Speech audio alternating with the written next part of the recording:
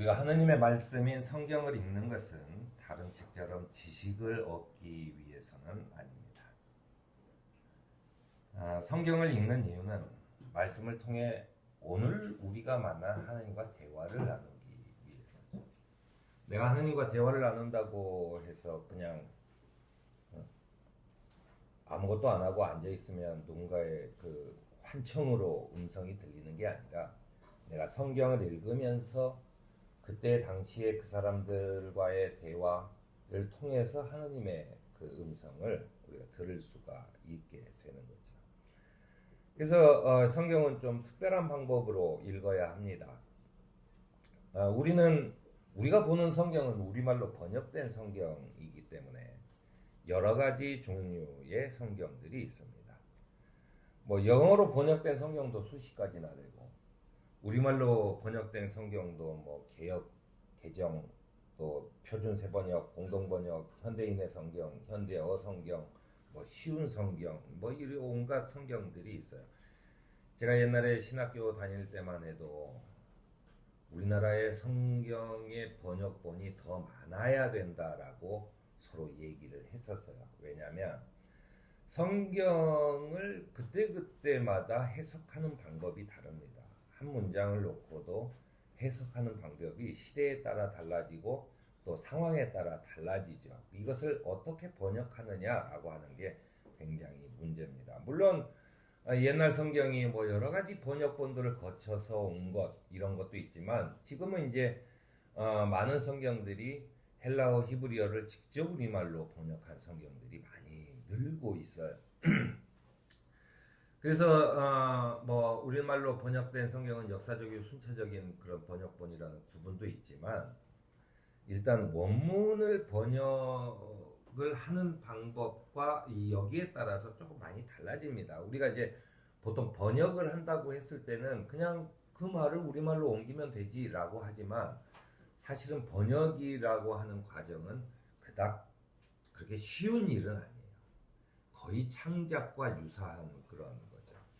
그래서 이제 우리나라에 지금 현재 나와 있는 성경들이 어떻게 번역이 되어 있는지를 제가 이제 설교문에 좀 적었는데요. 먼저 여자적 번역이라고 하는 게 뭐예요? 그거는 이제 제가 조금 어려운 말이라 그 한자도 같이 써놓고 했는데 글자 그대로 번역하는 겁니다. 그냥 원본을 있는 글자 그대로 번역한 성경이 있습니다. 그 한글 성경으로는 개역과 개역 개정판 이런 게 있고 이제 영어 성경도 제가 그 설교문에는 적어놨습니다. 두 번째로 원문의 내용 전달에 충실하고 형식에서는 번역의 형식을 고려해서 우리가 좀 알아듣기 쉽도록 의역을 한 번역본들이 있습니다. 그 우리나라 성경으로는 현대인의 성경과 현대어 성경 그리고 쉬운 성경 뭐 이런 그 번역본들이 있어요. 영어 성경으로도 한 세 가지 정도가 그 쉬운 영어로 되어 있는 그 성경들이 있습니다. 마지막으로 이 문자 그대로를 해석한 것과 의역 번역본의 어떤 오류들을 조금 개선하면서 약간 그 문자 그대로와 의역의 그 뭐라 그러나요? 균형을 좀 맞춘 그런 번역본들이 있는데 이것을 역동적 대응 번역 뭐 이렇게 표현한다고 합니다. 우리나라에서 성경으로는 현재 우리 교회에서 공식적으로 쓰고 있는 표준세 번역, 또 표준세 번역 개정판. 우리가 쓰고 있는 것은 표준세 번역 개정판입니다.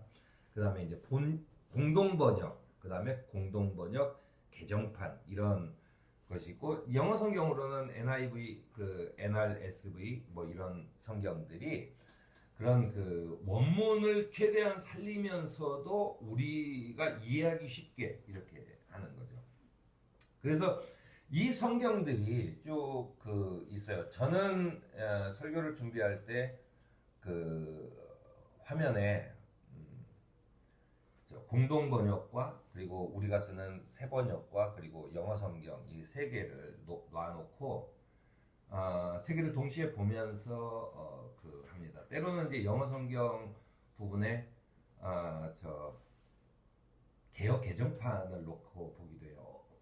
왜냐하면 우리가 좀 솔직하게 표현하는 어떤 그 표현들은 개혁 개정판의 그 아주 옛날 언어, 그러니까는 적어도 뭐 1900년대 그 초중반 때에 쓰던 언어들이 어떨 때는 좀 더 맛이 있을 수가 있습니다. 그 쓰는 단어들이. 그래서 이제 제가 그런 성경들을 보면서 이렇게 하는데 성경을 읽는 방법은 그런 방법들이 있어요.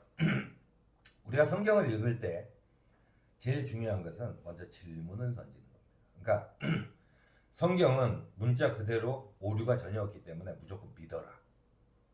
무조건 믿어라 하면은 사람들이 절대 못 믿죠.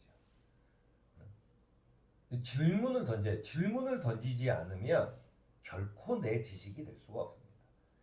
그 질문을 던지는 것. 그래서 이제 고대 그리스 철학자나 동양의 선현들도 뭐 공자나 맹자나 뭐 아리스토텔레스나 전부 다 제자들과 그 질문을 주고받는 내용들이 대부분이에요.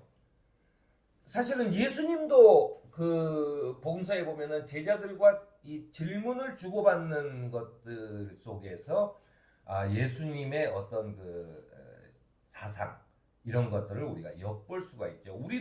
우리도 질문을 해야 돼요. 성경을 보고 질문을 하지 않으면 우리도 어떤 지식을 또는 하느님이 뜻하시는 바를 얻을 수가 없습니다. 그저 뭐 그 성경 그대로 한다고 해서 똑같이 하는 것은 그 내 삶에 아무런 의미도 없죠. 그래서 이제 질문을 던지는데 첫 번째 질문을 던져야 할 것은 역사적 배경에 관한 질문입니다. 아니 당시에는 어쨌길래 이런 대답을 했을까라고 하는 질문을 던지는 거죠. 그 당시의 상황들 이런 것들에 대한 그건 아마 여러분들이 고대 근동의 어떤 역사들이나 문화들이나 이런 것들이 뭐 전혀 모르지는 않습니다. 그러니까 그걸 좀 떠올리면서 우리가 그 학교 다닐 때 배웠던 그 역사적인 어떤 그 상황들을 떠올리면서 질문을 던져야 돼요. 그럼 나는 어떻게 해야 되는가라고 하는 게 나올 수 있는 거죠. 이런 그 역사적 배경에 관한 질문을 던져야 하는 것입니다. 그리고 역사적 배경을 질문을 던질 때 우리가 필요한 게 다른 번역본들을 보는 거예요. 그래서 어떻게 표현이 되어 있는지. 그래서 아무래도 뭐 1900년대 초중반에 쓰여진 당시의 표현들과 그다음에 이제 번역 그 나중에 중후반 정도에 쓰여진 뭐 표준 세번역이 우리가 쓰는 세번역이랄지 이런 번역은 아무래도 좀 우리가 쓰는 언어와 좀 비슷한 그런 형식이기 때문에 이걸 비교해서 우리가 생각해 볼 수 있는 거죠.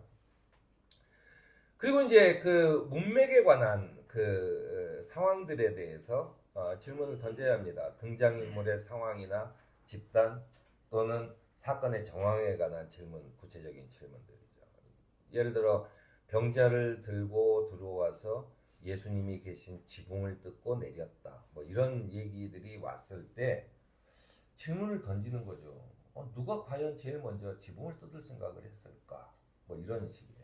또 지붕을 뜯는다는 게 도대체 뭔지에 대한 이야기들을 우리가 좀 여기저기를 봐야 되는 거예요. 그게 이제 전부 다 그 성경을 이것저것을 봐야 되는 그런 이유죠. 여러분들이 뭐 어느 정도 고등학교 졸업할 정도의 실력이 된다면 영어 성경을 보는 것도 괜찮습니다. 영어식 표현이 어떻게 돼 있느냐를 보면 좀 내용을 우리가 좀 쉽게 얘기할 수 있지요.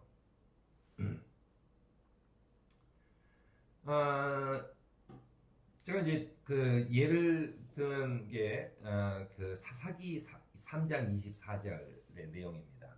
개역 한글에는 이렇게 돼 있어요.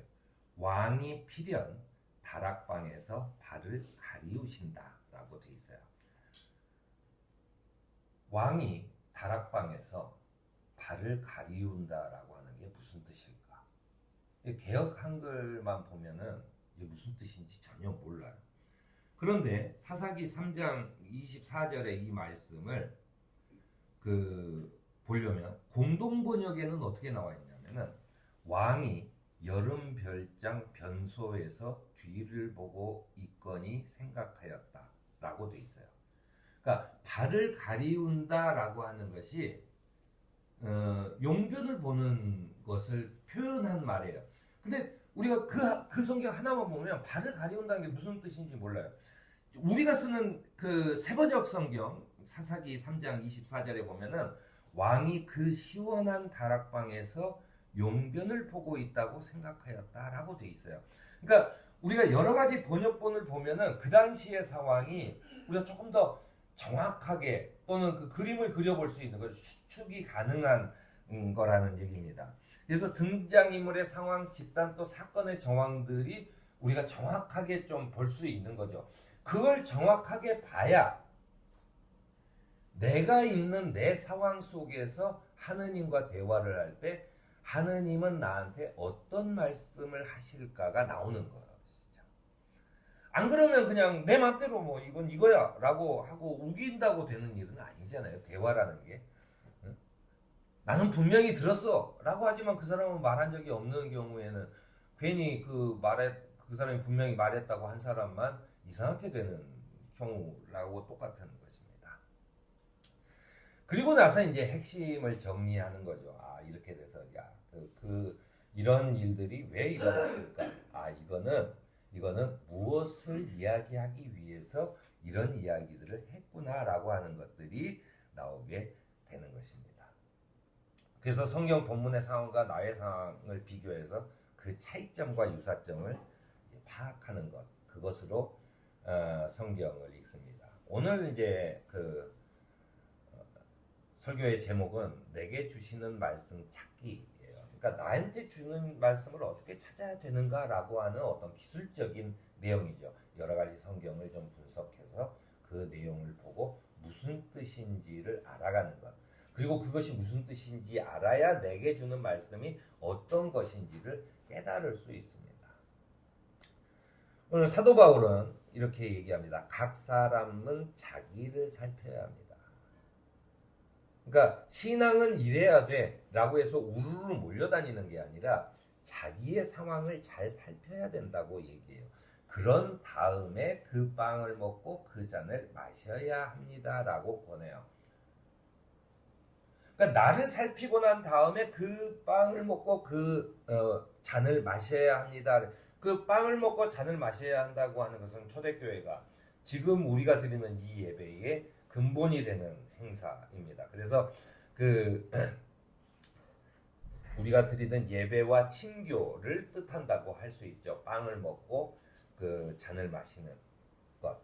그래서 예배와 이 사도 바울의 이야기를 다시 한번 살펴보면 예배와 친교에 참여하는 사람은 성경을 읽고 내 삶에 적용하여 하느님께서 내게 주신 말씀을 살피는 사람이어야만 한다는 거예요. 사실은 그래야만 이 예배가 은혜로 들어갈 수 있습니다. 구경으로 와서는 절대 들어갈 수가 없어요. 전부 다 말이 안 되는 얘기죠. 그런데 내가 믿음 속에서 봐야 이것이 은혜가 될 수 있다라고 하는 이야기를 하고 있는 겁니다.